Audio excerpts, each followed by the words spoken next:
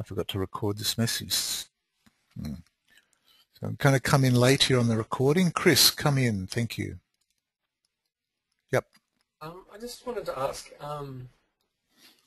it seems like, because as you know, our centre managers have an awful lot on their plate, and while I can appreciate the use of a forecast budget in terms of, like you were saying about travel, to say, you know, oh no, we probably shouldn't, we don't have enough money. When it comes to things like forecasting sales, to me it almost seems like a pointless venture to try to forecast what you might sell in a particular month. I mean, I can't really see much in the way of value in that. I mean, if we all know that we sell more in the dry than in the wet, that almost seems enough to try to pick, you know, to put a figure on it that you'll sell, you know, $25,000 in June. Just, it seems kind of silly because it could well be half that. It could well be 3 times that. Yep. I understand that it's a challenge, and you know, to be fair, it's not just art centres. Many organisations, consulting firms like mine, can, you know, if you ask me how much training we're going to do in December, I would tell you no idea. But what I can tell you is, in December, we probably will have a payroll of, you know, $100,000 for the month. And so if I left out the revenue but just put in the things I knew, even that alone would be helpful. Because when it comes to December, I'll know that I need to actually earn $101,000 to cover my payroll.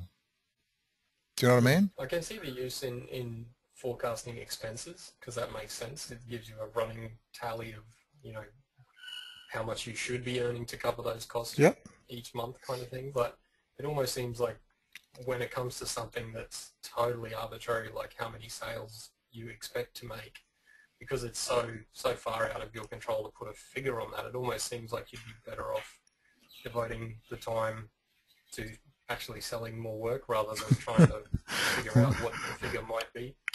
Well, Chris, that's a bit, you know, I'm suggesting to you that if last December you sold $30,000 in December, why don't you just put in $30,000 this December?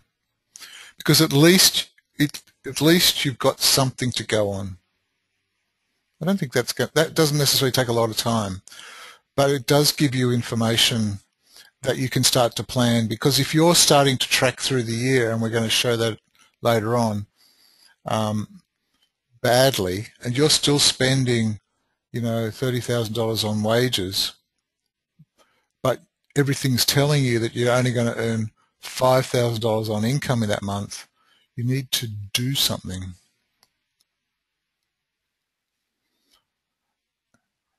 I mean, that's the point of a budget, is to warn you to do something.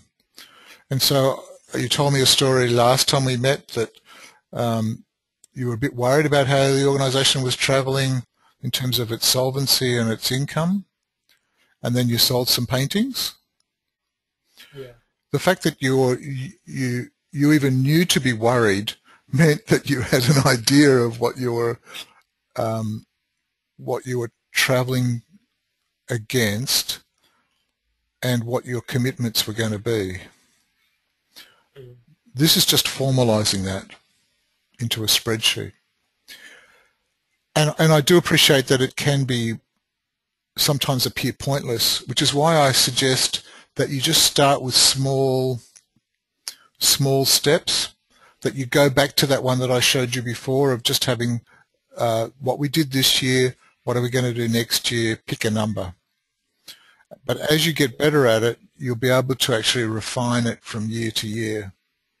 And you'll leave a legacy for the people who follow you of a budgetary process that, first of all, holds the organisation in some kind of good stead, but also is really great practice for you in all the jobs that you'll ever do in the future to do budget development. And as I said, start really simply.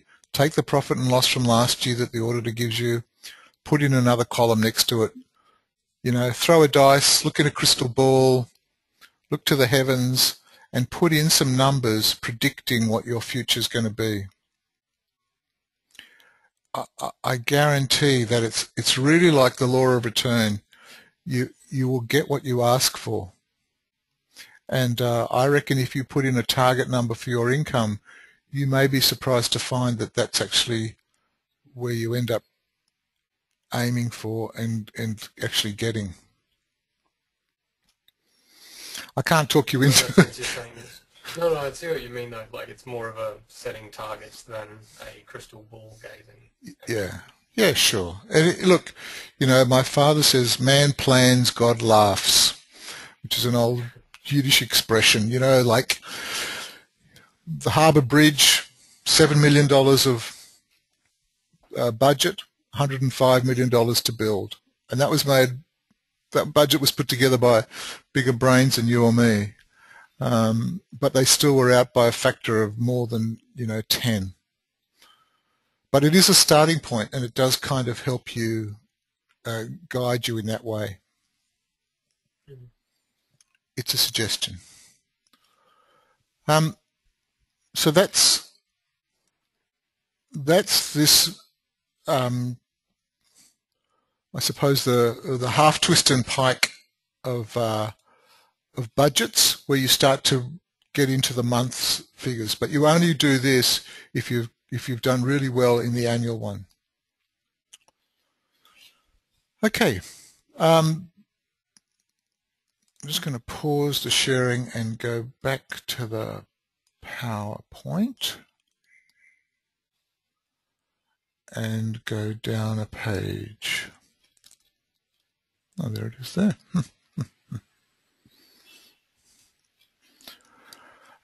Okay, what I want to do now, even though we started a bit late, is to take the ceremonial 5-minute break at halfway through the session, just so that that's a comfortable thing. And so I'm going to switch on the timer, if I can find out where it is. Timer. And we're going to come back in 5 minutes. So a cup of tea, and I'll see you back here in 5.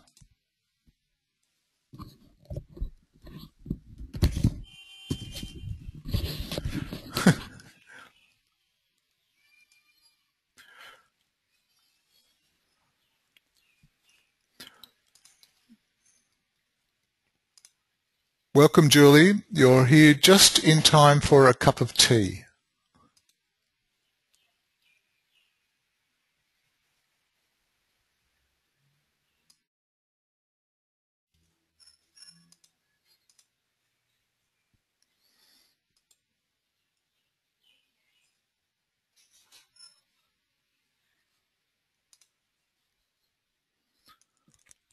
That's okay, Julie. Have a cup of tea. And we'll sit back and relax, and we'll be back in a moment.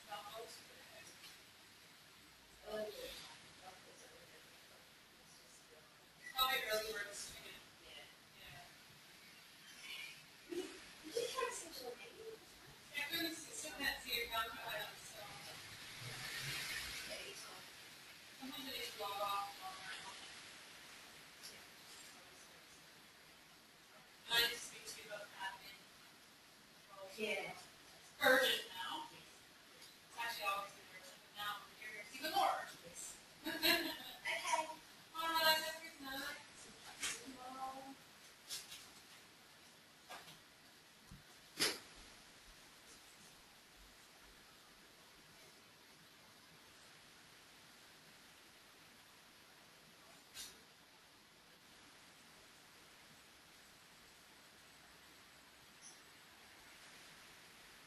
That was a key to listeners. Key for what? It's not, we're giving it to Jody.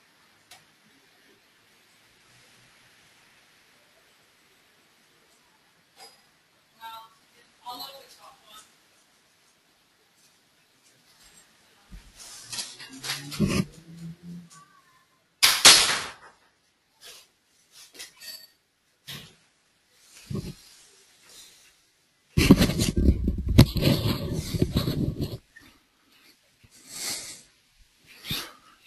Do do do do do do do do do do do do. Do, do, do, do, do, do. Do, do, do.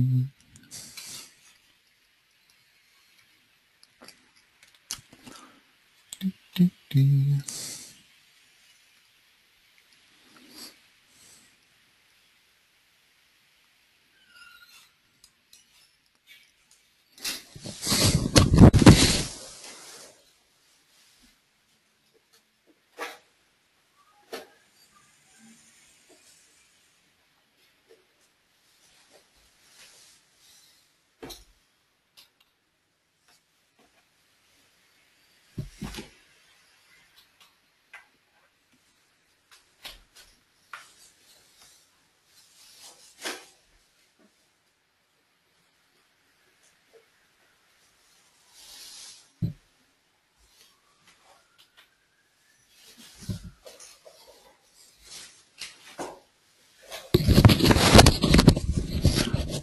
Okay, hello everybody, I'm back. Okay, I'm trying to move the screens here.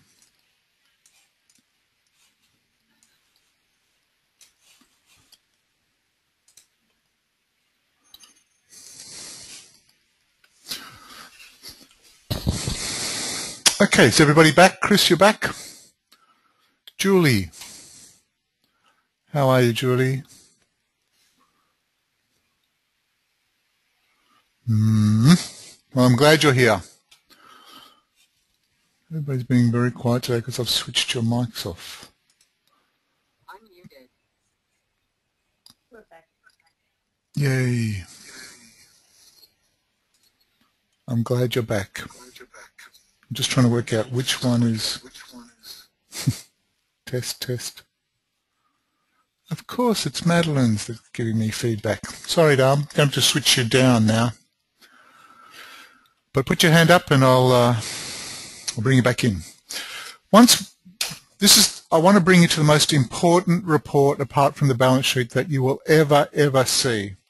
And that's this report called the Statement of Financial Performance to Budget. If you don't do a budget, then you probably won't get to this kind of report.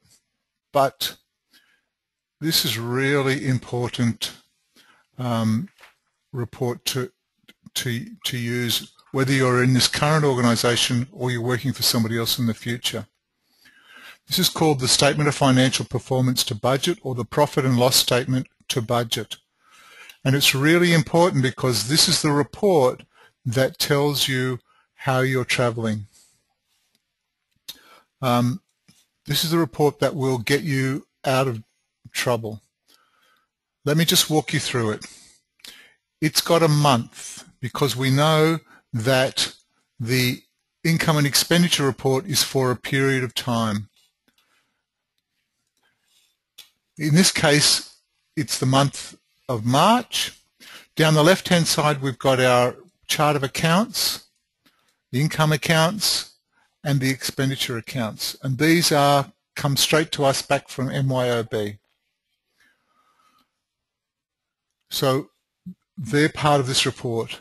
Here is the annual budget that our organisation approved or prepared last financial year. So these are the amounts that are there, telling us that we're planning to have a surplus of $145,000. We had a very ambitious budget. It had lots of income, not many expenses, more grants from the funder, lots of fundraising. So it was a very ambitious budget that we prepared way back in May the year before. But that's the budget that we had. The current month's budget is the budget for this month of March. And so here we see that the organisation is starting to divide up these amounts by 12 to give us what we think we'll do in the current month of March. So basically, if we thought we were going to sell $8,000 worth of stuff over the whole year, then in the month of March we probably would sell $667 worth. It's a guess. So that's the current budget. And then finally in this column is the current month actuals. What we thought we would do and what we actually did.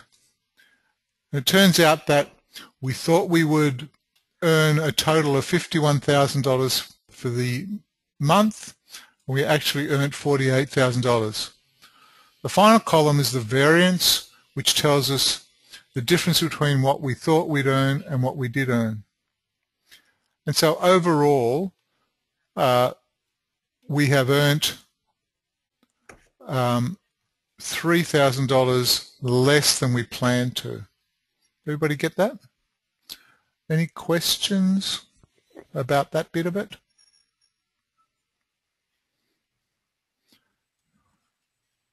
For those of you reading your emails, I can tell who you are. Thank you, Madeline.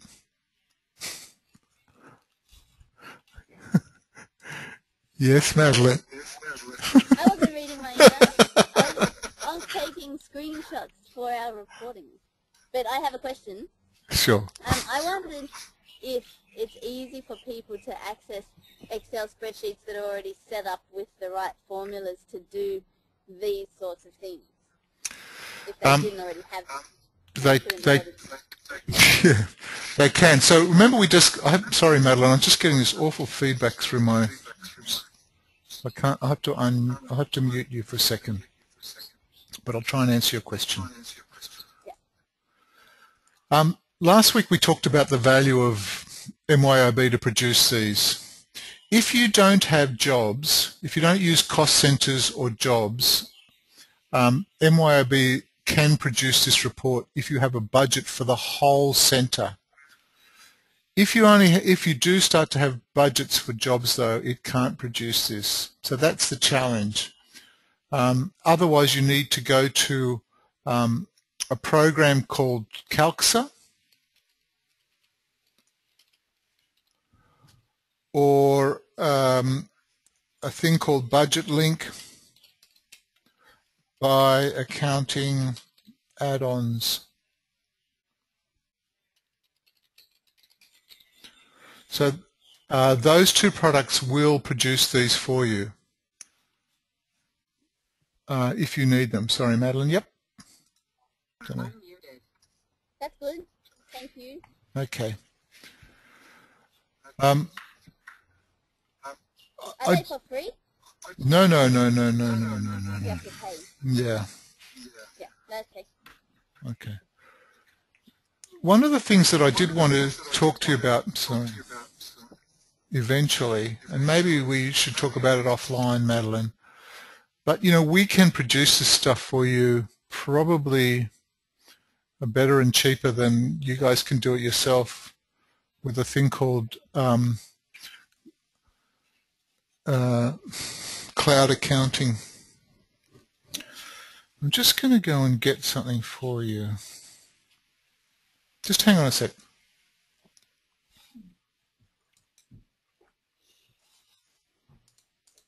Oh no, I'll send you the link. Sorry, I'll send you the link. I won't go away from here.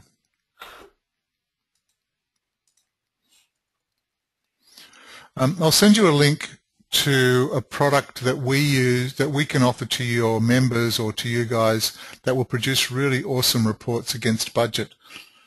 I'm not here to try and upsell other products, but I can send you the Excel spreadsheet for this, but it still requires you to every month put in your current month and your current actuals, and it will calculate the variance and your chart of accounts. So it's a bit of a challenge to do this without some extra help, which you can get from those two products or from us. I'm not sure how you do it, but you need to do this part of it, because the importance of this is that you will see that in this organization, their budget for the month was to make a profit of $8,000, and they made a loss of $3,000.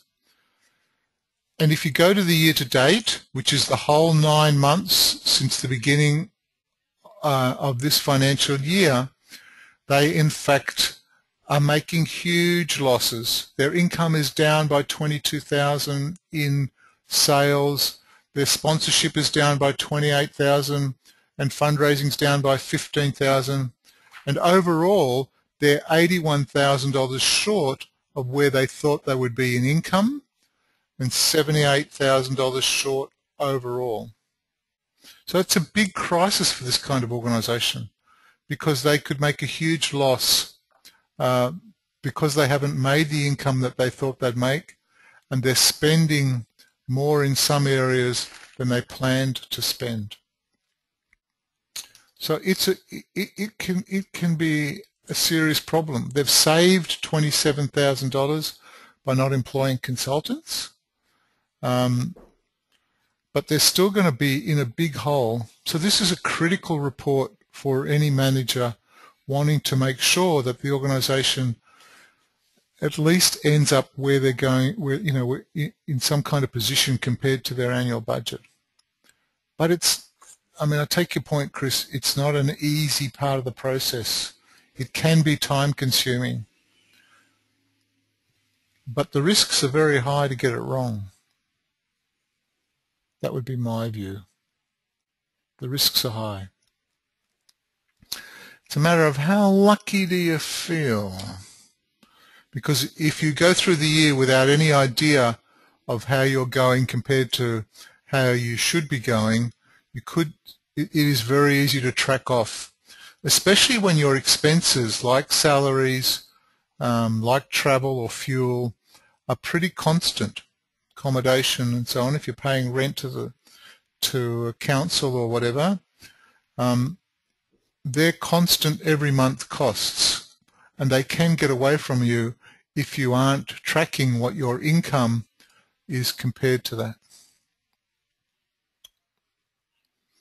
Any questions about this? Am I worrying people? Yeah, it is silky. It is scary, but I don't know any way to do it. The alternative I suggest is you pull the doona up just that bit higher when you have to pay some wages, and hope nobody comes near you. Suka, do you have a good handle on your earning and spending? Like, even if you don't do budgets, do you have a fair sense of where you're up to? You're unmuted. I'm glad you can't see my face. Yeah.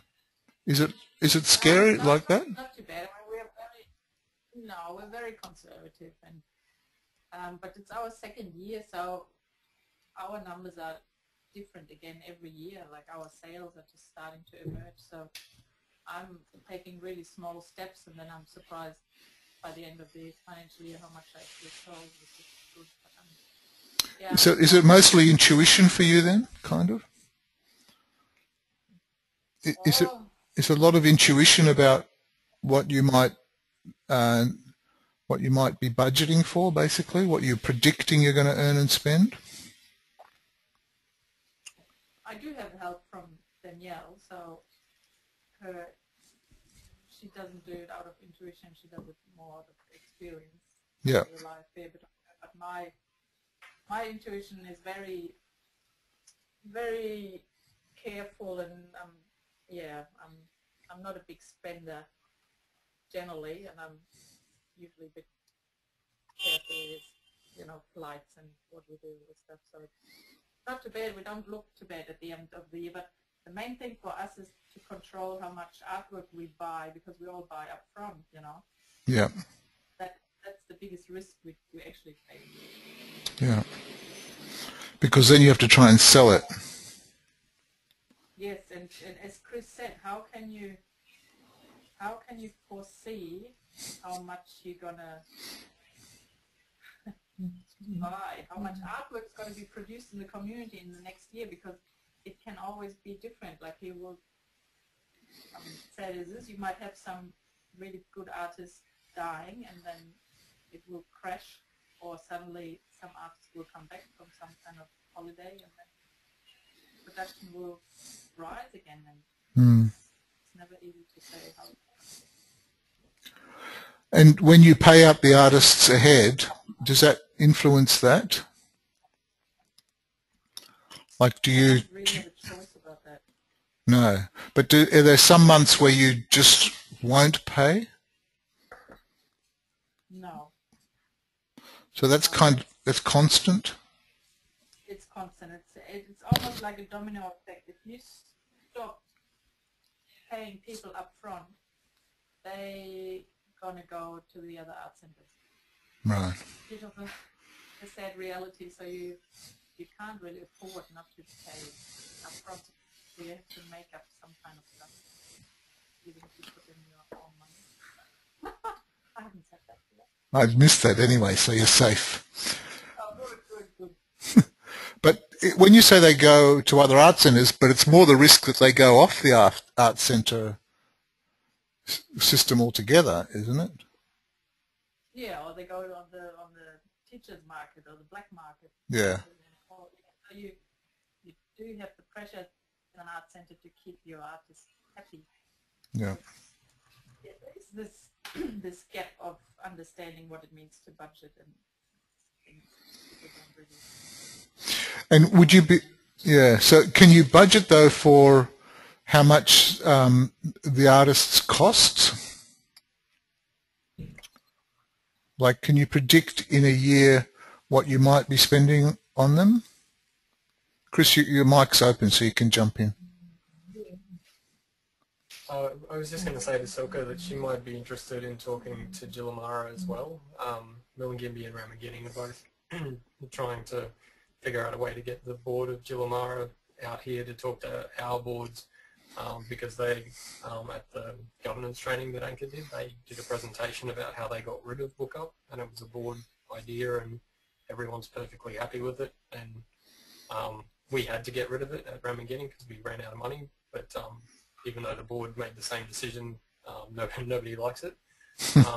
But I guess what I'm saying is there is the potential to get rid of Bookup and still have the artists be happy with it. So it is something that, you know, can happen, which Lorna? obviously makes everything a bit easier. Yeah. Lorna? Lorna's mic's still not working. Sorry. The thing is, if the art centers work together, then it works. But unfortunately, you have a very high turnover of staff, and every art center manager is again a bit different. And yeah, but you can make it work for a few years if you're all on the same string. That's true. I think Anchor has a big role to play there. Madeline.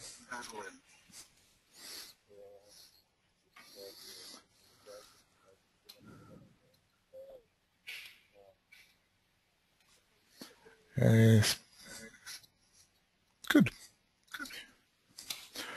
I think we're going to keep coming back to this issue because so much of it seems to be out of your control in terms of some of the costs that you have to meet, and there doesn't always seem to be a direct connection between the costs and the revenue. Sometimes there is, but it doesn't always seem to be that case. and I think that's a struggle.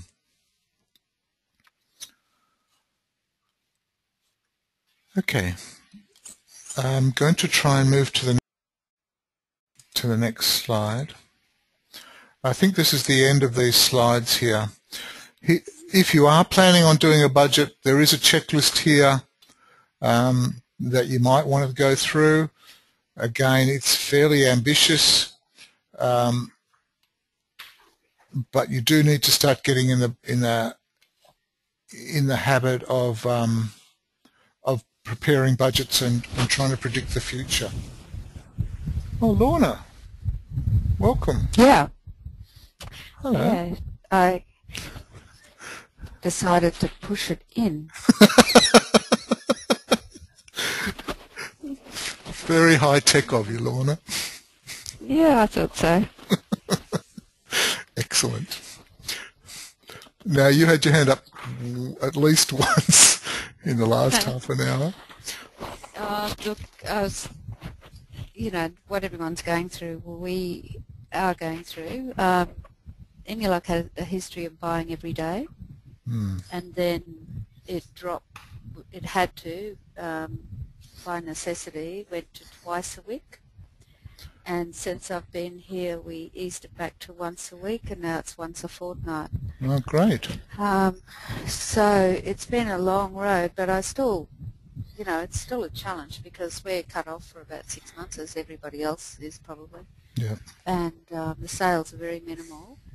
And you walk in on somebody else's budget too. Well, there was no budget, so very difficult to work out simple things, you know, of how much money is remaining in where and so on. So, yeah, it's challenging.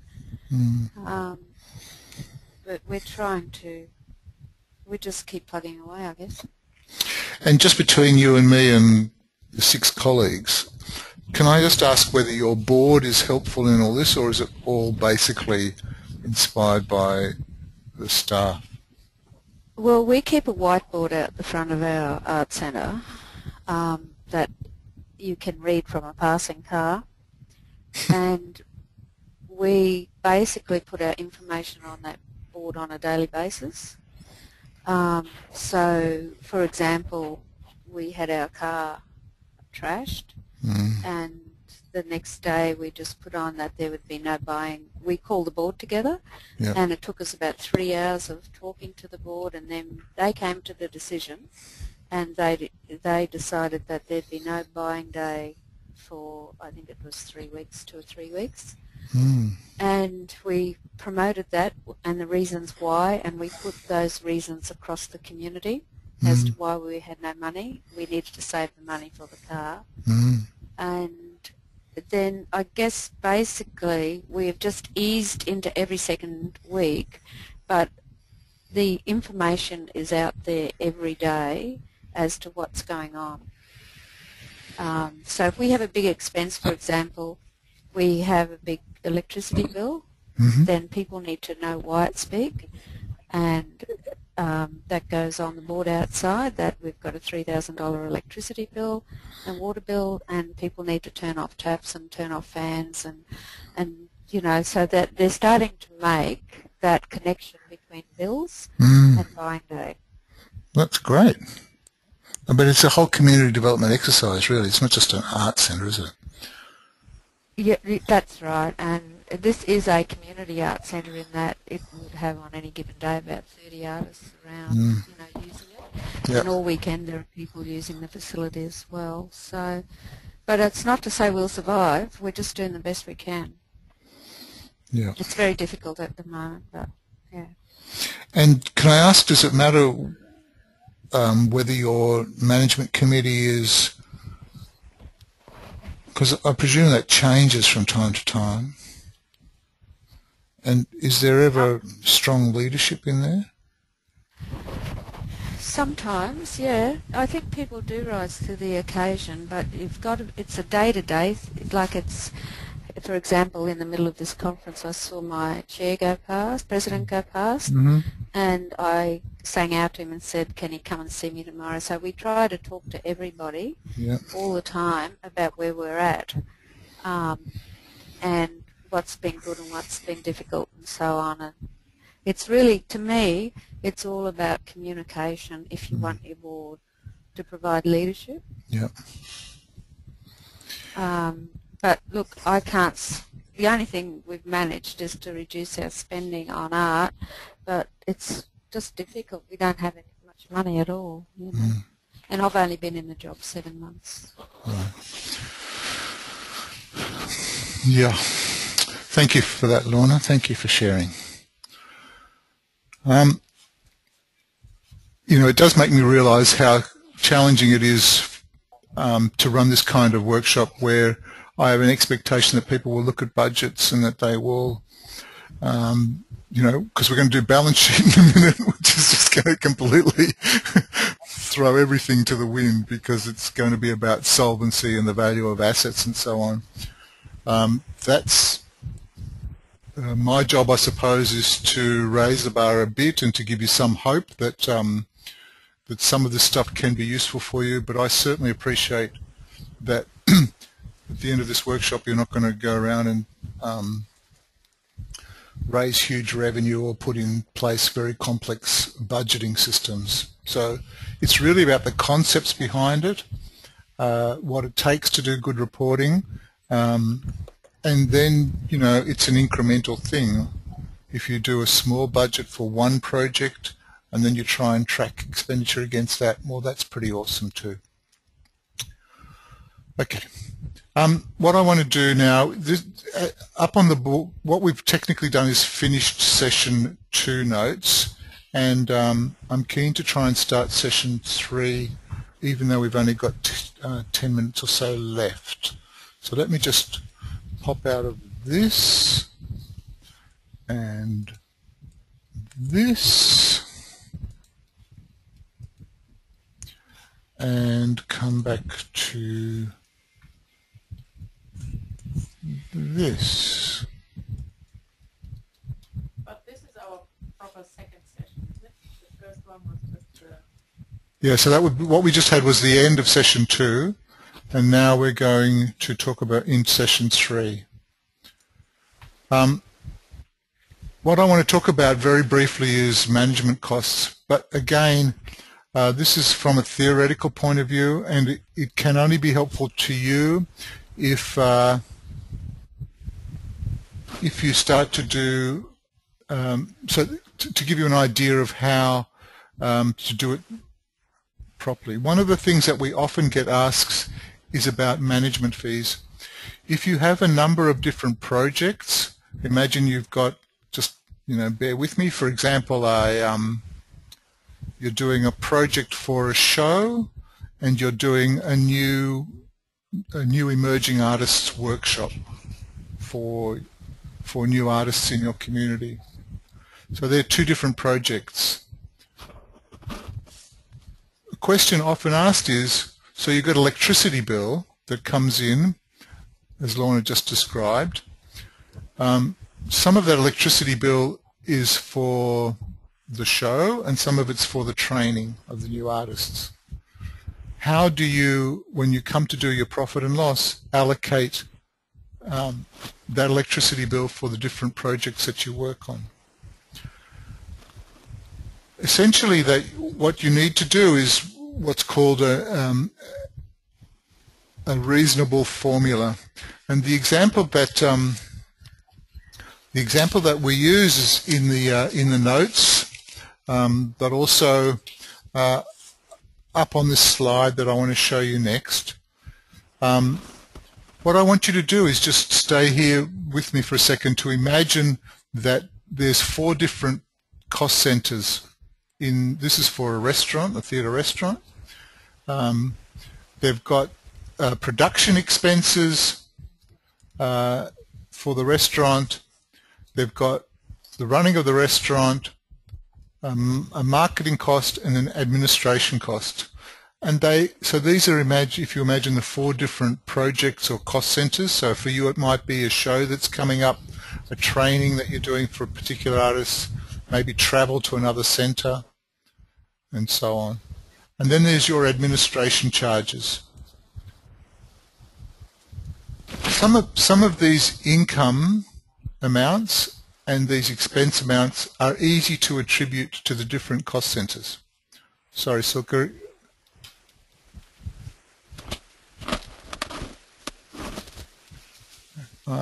Can you see this?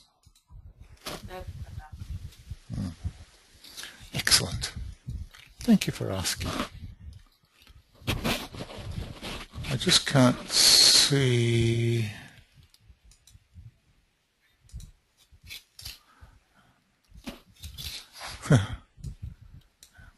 Sorry,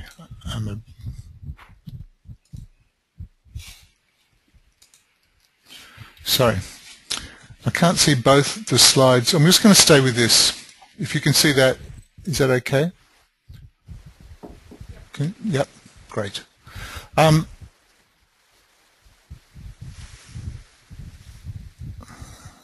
This is such a weird thing. Okay. So what I want you to imagine is that for all the different projects, you have different income and different expenses. Some of the expenses you know how much it costs to put on a show, you know how much it costs to deliver the training, and you know how much it costs to go traveling. But other things like insurance, telephone, and so on, you can't easily attribute to your cost centers. Sometimes you can just guess. In this case, what they've decided to do is that it's more risky to do production, so there's more insurance there, and it's less risky to do marketing, so they attribute less there. It's just a guess on how to attribute these costs with the asterisks that you don't know which cost center they go to. You can just guess like this, say, well, our total bill for insurance is $3,500, so we're going to allocate it $1,800, $1,300, $200, and $200. It's okay, but it's not very helpful. The other way to do it is to do what's called reasonable charging a management fee. And in this example here, what we've done is this organization doesn't doesn't charge to any of these cost centers the insurance or the telephone, but it charges it to the administration, and then the administration collects money back from these in these project costs here. Not sure if that makes sense. If you read the manual on this, it will make more sense. But basically what it's saying is you shouldn't try and drive yourself nuts when you've got cost centers like this, trying to allocate all of your charges and costs to them. It's better to allocate all those difficult to allocate revenue and costs to admin, and then just do in this case 10% charge back on the grant or 10% on the income. Does that make a bit of sense? I know that it's kind of probably you're not doing cost center budgeting yet. He said ambitiously, but it is. If you just read the notes about this, I think you'll find it more helpful. Why did you pick the figure 10%? Just a rough guess, just a very rough guess. Some people charge 15%, some people charge 20%. This is very much, even though it's supposed to be scientific, I can assure you, all different organisations, the Art Gallery of New South Wales, sometimes it's 10, sometimes it's 20. It is intended just to make things easier. The important thing, though, is that for your funder, that especially if this is who you're doing it for, they can see the transparency that this project. Imagine you got funded for this project. Your funder, when you put in your application for income, will want to know what this project fee or management fee is. And what you can say to them is, it's to cover these costs. So if they can see what it's for, then they will be okay. If they can't see why you're charging a management fee, they will push back. Does that make sense? Ish. Great. I take no response as yes. Because we had a slow start today, we're not going to start balance sheet today. But I do have something to ask you. For the next 2 weeks, I will be in a plane at this time.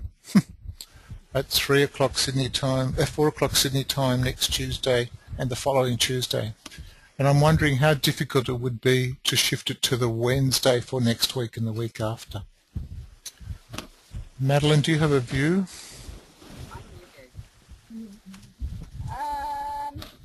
It should be alright, I think.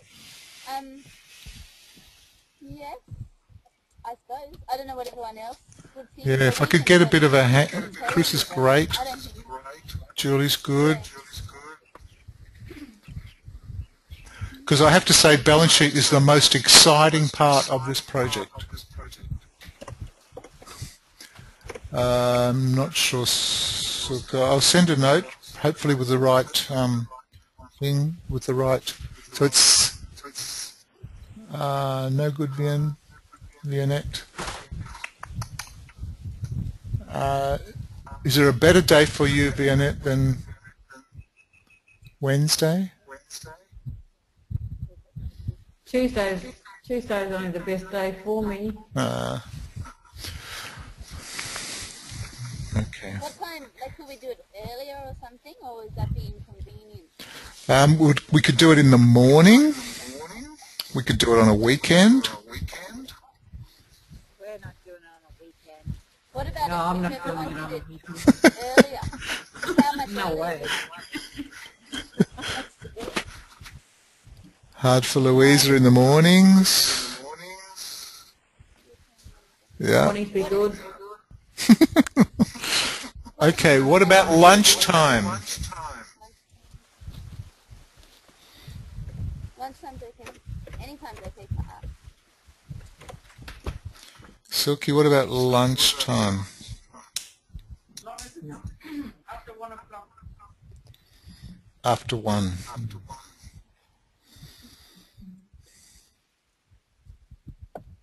Yeah. Another option is we could do a extra long session. In 3 weeks' time. Too long. Or We could wait 2 weeks. Yeah. How do people feel about taking a pause? Half semester holiday. Yeah. We can catch up on reading. That's right. Not that we have to. Okay, that's great. If it's okay with Anchor, Yeah, who's the... all Yep. fine with us. Yeah, great. All right, let's take a 2-week break. Okay. And I'll send you... You work so hard. And it will finish... So this is the 3rd session. There'll be 3 sessions to go from 2 weeks' time. Okay. Could you email around Yeah, everyone? so I'll send the details for sure. Just with the date that we recommend. Yeah, Madeline, I want to just double check with you that I've got everybody's email address, because I'll send you an updated list. that would be great. All right, well, let's have a lovely holiday. I hope you go to the Gold Coast or, you know, have a break, go water skiing, and send me a postcard. I'll send you a postcard. You didn't show us a photo of you in your city. No, I didn't. I know. I'll send you postcards from my travels next week and the week after. Beautiful Perth and Brisbane. Okay, thank you all very much. Have a good break, and I'll see you in 2 weeks' time when we come back to do balance sheet. Oh, I can't wait. Bye, everybody. Bye. Bye. Chris, Lorna wants to talk to you. Yep, that's fine. Sorry, Lorna, Chris wants to talk to Bye, you. everybody. Bye. Bye. Thanks. Bye.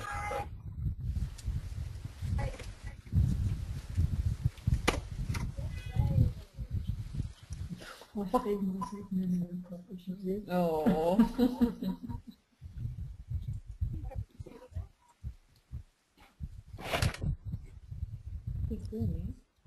I'm Hey, still Lorna, here. can you hear me? Yeah, I can. Can you hear me? Yeah, did you register for the art fair? Yeah, we sent in the registration this week. It's just full, so I just was checking with people if they did. That's all. Well, I think it went in, but it only went in this week. No, that should be all right. I think it was. Yeah, I think it's over full. Yeah. I spoke to Wow, Kathy it's earlier gonna be this great. afternoon. She said it's Yeah. three places over. This is an art Yeah, fair. I'll find. This is a show. Darwin Aboriginal Yeah. Art Fair. Ooh. You Our do people like- will all be there. Yeah. Okay, I'm shutting down the room. Bye, everybody. It was exciting. Yeah, Bye. yeah. Bye. It is fun. Yeah, Bye. Otherwise, Bye. it's boring work. yeah, that's right. Back inside.